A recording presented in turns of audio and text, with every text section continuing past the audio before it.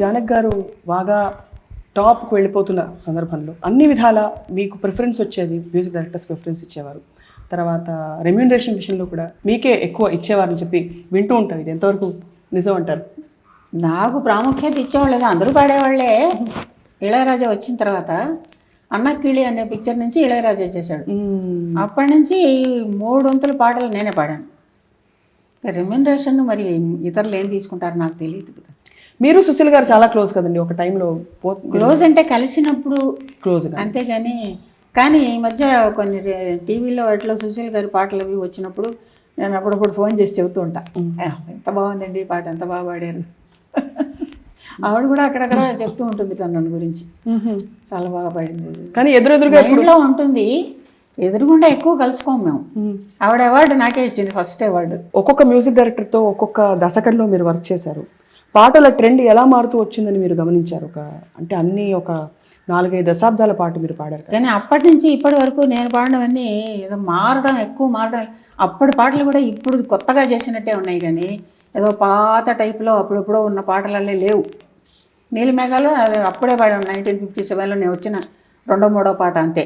First song నీ ఆశ అడి ఆశ తెలుగులో, అది కూడా ఇప్పుడు వింటుంటే ఇప్పుడు కొత్తగా చేసినట్టే ఉంటుంది. 1957లో నేను వచ్చినప్పటి నుంచి ఇంతవరకు కూడా ట్రెండ్ ఒకటిగానే ఉన్నట్టుంది, కానీ ఆ రకంగా ఆ టైపు లేదు. బాగున్నాయి పాటలు. ఒక విధంగా సైగల పాటలు కూడా ఒక రకంగానే ఉంటాయి ఇప్పుడు విన్నప్పుడు. పాత వాళ్ళకి ఇష్టం ఉండొచ్చు, కానీ నాకేమో కొంచెం అబ్బెట్టుగానే అనిపిస్తుంది ఇప్పుడు వింటే. దియా జాలో ఈ రకంగా పాడతారు వాళ్ళు. అవి ఇప్పుడు మనకు నచ్చుతాయా చెప్పండి? అంట గ్రేట్ సింగర్ అని తప్పు చెప్పటంలే, కానీ ఆ టైపుగా ఉండేది అప్పుడు పాటలు.